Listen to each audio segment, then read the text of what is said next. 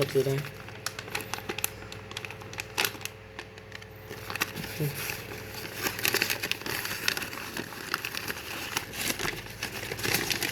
Ngày đơn ngày một tuần chắc tính cả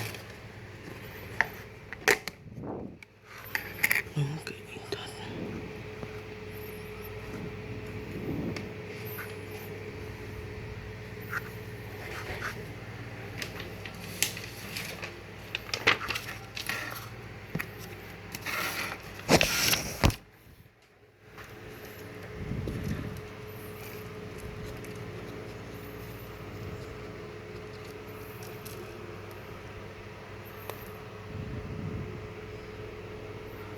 Bé vợ là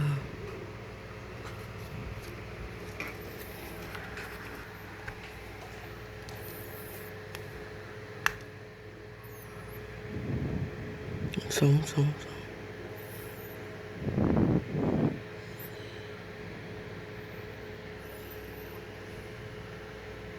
chưa biết sống hay không nữa.